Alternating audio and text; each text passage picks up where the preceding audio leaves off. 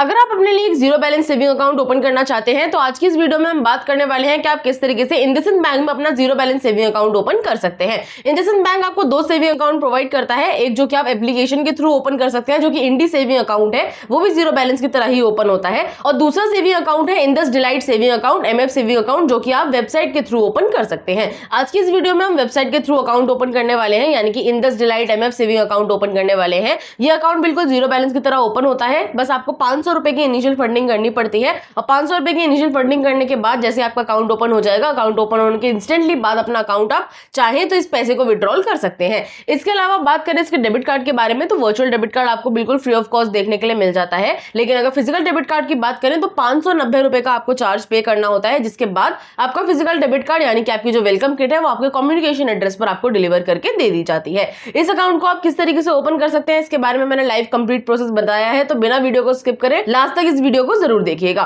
तो चलिए बढ़ते हैं हमारे वीडियो की तरफ और जानते हैं कि हम किस तरीके से इंडसइंड बैंक का Indus delight saving account open कर सकते हैं। इंडसइंड बैंक में अपना अकाउंट ओपन करने का लिंक आपको वीडियो के डिस्क्रिप्शन में मिल जाएगा। आप लिंक पर क्लिक करेंगे तो आप डायरेक्टली इंडसइंड बैंक की ऑफिशियल वेबसाइट पर ओपन हो जाएंगे। सबसे पहले यहाँ पर आपको अपना मोबाइल नंबर एंटर करना है। मोबाइल नंबर आप वही एंटर करेंगे जो आपके आधार कार्ड से लिंक होना चाहिए। यहाँ पर आप देख सकते हैं आधार कार्ड रजिस्टर्ड मोबाइल नंबर ही आप यहाँ पे एंटर कर सकते हैं। उसके बाद यहाँ पर आपको देखेंगे आपका जो मोबाइल नंबर है वही आपका अकाउंट नंबर बन करके आ जाएगा, यानी कि जो मोबाइल नंबर आप यहाँ पे एंटर करने वाले हैं वो आपको यहाँ पर देखने के लिए मिल जाएगा। बस उसके आगे यहाँ पे आप देखेंगे 15 ऐड हो जाता है, यानी कि आपका जो अकाउंट नंबर है वो आपका मोबाइल नंबर है, बस उसके आगे आप 15 ऐड कर देंगे, ये आपका कंप्लीट अकाउंट नंबर बन जाएगा। मोबाइल नंबर एंटर करने के बाद आप यहाँ पे देखेंगे अगर आपको अवेलेबल का ऑप्शन देखने के लिए मिल जाएगा, तो यानी कि आपका जो अकाउंट नंबर है वो यहाँ पे कंप्लीटली और सही तरीके से रजिस्टर कर लिया गया है। अब यहाँ पर आप देखेंगे आपको एक कैप्चा कोड देखने के लिए मिलेगा। इस कैप्चा कोड को आपको यहाँ पर फिल कर लेना है। उसके बाद पेज को स्क्रॉल डाउन करेंगे। पेज को स्क्रॉल डाउन करने के बाद यहाँ पर आपको टिक बॉक्स पे टिक करना है और कंटिन्यू वाले ऑप्शन पर आप क्लिक कर लेंगे। अब आगे बढ़ने के बाद आपके दिए हुए मोबाइल नंबर पर एक ओटीपी कोड भेजा जाएगा, वो ओटीपी आप यहाँ पर फिल कर लेंगे। ओटीपी फिल करने के बाद आपको वेरीफाई ओटीपी वाले ऑप्शन पर क्लिक कर लेना है। अब आगे बढ़ने के बाद यहाँ पर आपको अपने आधार कार्ड की और पैन कार्ड की डिटेल्स फिल करनी है। सबसे पहले आधार कार्ड नंबर आप यहाँ पर एंटर करेंगे, उसके बाद अपने पैन कार्ड का नंबर यहाँ पे एंटर करेंगे। ये डिटेल्स फिल करने के बाद नीचे टिक बॉक्स पर टिक करेंगे और उसके बाद नीचे आपको सेंड वेरिफिकेशन ओटीपी का ऑप्शन मिलेगा, इस पर आपको क्लिक कर लेना है। आगे बढ़ने के बाद आपके आधार कार्ड से लिंक मोबाइल नंबर पर एक ओटीपी कोड भेजा जाएगा, वो ओटीपी आप यहाँ पर फिल कर लेंगे। ओटीपी फिल करने के बाद आपको टिक बॉक्स पर टिक करके नीचे कंटिन्यू वाले ऑप्शन पर आपको क्लिक कर लेना है। अब आगे बढ़ने के बाद यहाँ पर आपको अपनी कुछ और डिटेल्स फिल करनी है, जैसे कि सबसे पहले यहाँ पर आप अपनी ईमेल आईडी एंटर करेंगे, इस पर क्लिक करेंगे तो इस तरीके का इंटरफेस आपके सामने आ जाएगा। यहाँ पर आपको अपनी ईमेल आईडी एंटर कर लेनी है। ईमेल आईडी एंटर करने के बाद आप गेट ओटीपी वाले ऑप्शन पर क्लिक करेंगे। उसके बाद आपके ईमेल आईडी पर एक ओटीपी कोड भेजा जाएगा, वो ओटीपी आप यहाँ पर फिल करेंगे। ओटीपी फिल करने के बाद सिंपली वेरीफाई पर क्लिक कर लेंगे। उसके बाद आप देखेंगे आपका जो ईमेल वेरिफिकेशन है वो सक्सेसफुली कंप्लीट कर लिया जाएगा। आप सिंपली नीचे ओके वाले ऑप्शन पर क्लिक करेंगे।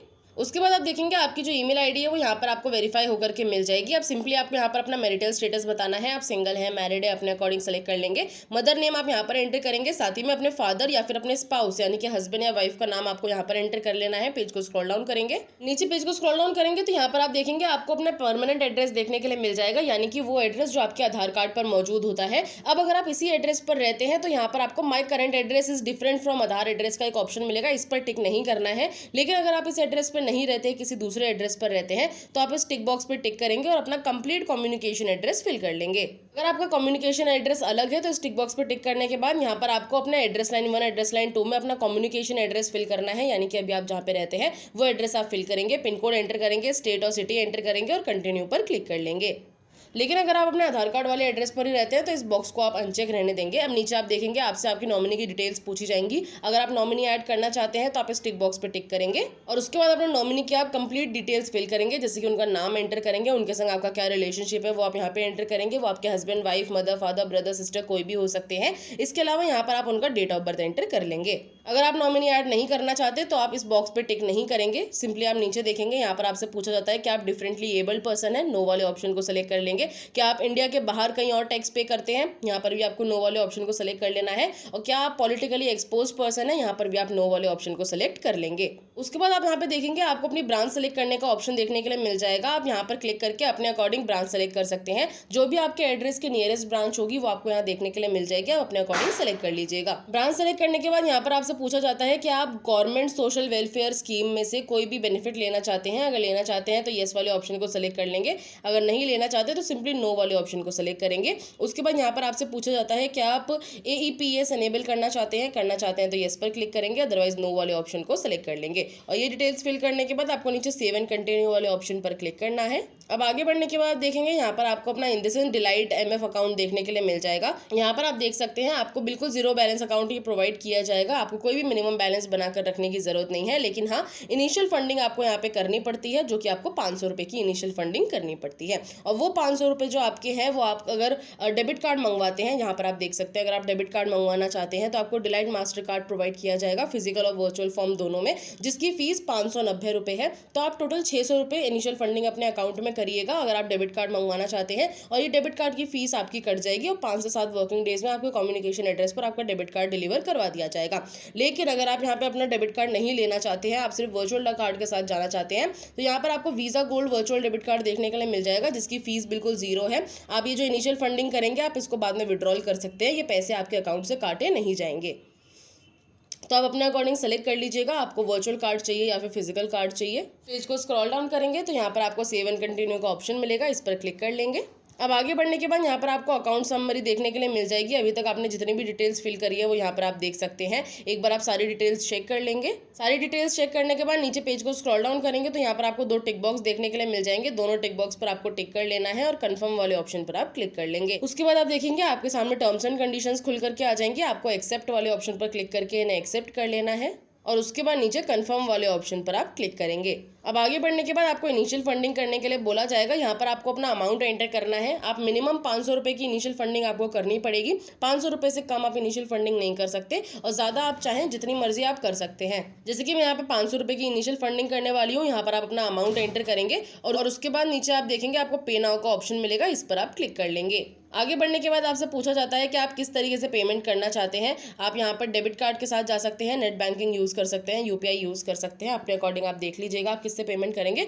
UPI सेलेक्ट करने के बाद आपसे पूछा जाएगा कि आप कौन से बैंकिंग एप्लीकेशन से करना चाहते हैं। आप गूगल पे से, भीम पे से, पेटीएम, फ़ोनपे किससे अपना पेमेंट करना चाहते हैं वो आप यहाँ पर सेलेक्ट कर लेंगे। जैसे कि मैंने यहाँ पे पेटीएम सेलेक्ट किया है तो पेटीएम की UPI ID आप यहाँ पर एंटर कर लेंगे। UPI ID एंटर करने के बाद यहाँ पर आपको वेरीफाई वाले ऑप्शन पर क्लिक करना है और उसके बाद सिंपली प्रोसीड वाले ऑप्शन पर आप क्लिक कर लेंगे। उसके बाद आप देखेंगे अब आपको अपनी इनिशियल फंडिंग कंप्लीट करने के लिए पेटीएम एप्लीकेशन को ओपन करना है। जो भी एप्लीकेशन आपने चूज़ करी होगी उसको ओपन करेंगे। वहाँ पर आपको अपना UPI पिन एंटर करना है और जैसे आप UPI पिन एंटर कर देंगे आपका जो पेमेंट है सक्सेसफुली कंप्लीट कर लिया जाएगा। उसके बाद जब आप नेक्स्ट पेज पर आएंगे तो आपको इस तरीके का इंटरफेस देखने के लिए मिल जाएगा। अब आपको अपनी KYC कंप्लीट करने के लिए बोला जाता है। KYC अगर आप कंप्लीट करना चाहते हैं तो आपको यहाँ प्रोसीड वाले ऑप्शन पर क्लिक करना है और अभी अपनी KYC कंप्लीट कर लेनी है। लेकिन अगर आप चाहें तो अभी स्किप कर सकते हैं। 12 महीने का आपको टाइम मिलता है। 12 महीने के अंदर आप अपनी KYC कंप्लीट कर सकते हैं। इसके अलावा KYC कंप्लीट करने के लिए आपको क्या क्या डॉक्यूमेंट्स चाहिए। आपके पास एक पेन एंड पेपर होना चाहिए जिसपे आप सिग्नेचर करके एजेंट को दिखा सके। आपका ओरिजिनल पैन कार्ड होना चाहिए। आपकी लोकेशन ऑन होनी चाहिए। अच्छा इंटरनेट कनेक्शन होना चाहिए। और अगर ये सारी चीज़ें आपके पास मौजूद है तो आप अभी अपनी KYC कंप्लीट कर सकते हैं। और KYC कंप्लीट करने के बाद 7 से 8 वर्किंग डेज में आपके कम्युनिकेशन एड्रेस पर आपका वेलकम किट आपको डिलीवर करवा दिया जाएगा। आई होप आप सब कुछ समझ गए होंगे। अगर आपके कोई डाउट्स हैं तो आप मुझे नीचे कमेंट बॉक्स में पूछ सकते हैं। मैं आपके कमेंट्स का जरूर रिप्लाई करूंगी। मैं मिलती हूँ अब आपसे नेक्स्ट वीडियो में नेक्स्ट टॉपिक के साथ। आज के लिए धन्यवाद।